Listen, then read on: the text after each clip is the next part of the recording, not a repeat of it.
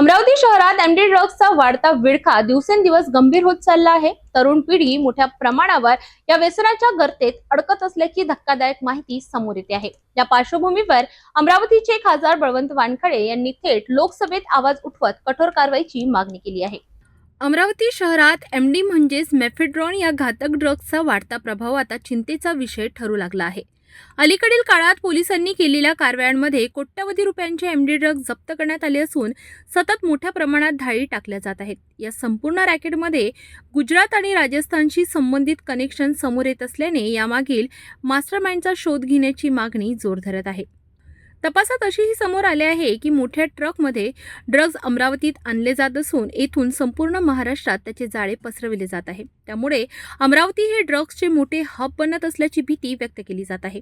या पार्श्वभूमीवर खासदार बळवंत वानखडे यांनी लोकसभेत हा मुद्दा उपस्थित करत केंद्र व राज्य सरकारने तात्काळ विशेष पथक नेमून या प्रकरणाची सखोल चौकशी करावी, तसेच ड्रग्ज पुरवठ्याची साखळी पूर्णपणे उद्ध्वस्त करावी अशी जोरदार मागणी केली आहे। दरम्यान शहरात वाढणाऱ्या ड्रग्ज प्रकरणांमुळे नागरिकांमध्ये भीतीचे वातावरण निर्माण झाले असून प्रशासनाने लवकरात लवकर कठोर पावले उचलावीत अशी अपेक्षा सर्वसामान्यांनी व्यक्त केली आहे। धन्यवाद अध्यक्ष महोदय।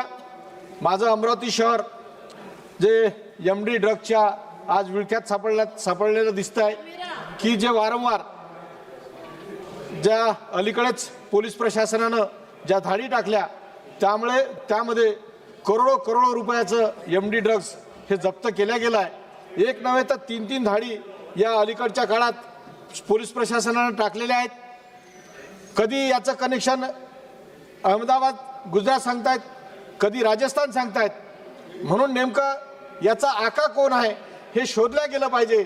आणि आज जे काही तरुण पिढी आमची अमरावती शहरातली त्या ड्रग्सच्या विळख्यात सापडली आहे त्याला वाचवण्यासाठी सरकारनं योग्य पावलं, प्रशासनानं योग्य पावलं उचलले गेले पाहिजेत।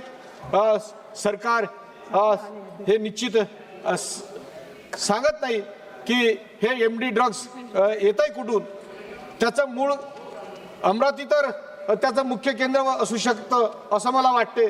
अलीकडच्या काळात ज्या काही कारवाया झाल्या त्या पाहता त्या अमरावती शहरात फार मोठ्या प्रमाणावर ड्रग्ज इथं येऊन पूर्ण महाराष्ट्रात त्याचं वितरण होऊ शकते।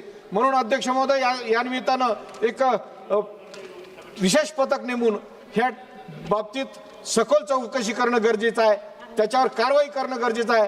ते ड्रग्ज कुठून येते नेमकं आणि ते कुठं जाते यासाठी पावलं उचलल्या गेले पाहिजे। आणि ती जी काही ड्रग्सची आज अमरावतीत येत आहे त्याचं पालमुळे नष्ट केले पाहिजे अशी या निमित्तानं मी केंद्र सरकारच्या गृह खात्याला आणि राज्य सरकारच्या गृह खात्याला विनंती करतो। धन्यवाद अध्यक्ष महोदय। अमरावतीत वाढत चाललेला ड्रग्सचा विळखा हा केवळ कायद्याचा प्रश्न नसून तो समाजाच्या भवितव्याशी निगडीत आहे। आता प्रशासन आणि सरकार यावर किती वेगाने आणि कठोर कारवाई करते हे पाहणं महत्त्वाचं ठरणार आहे।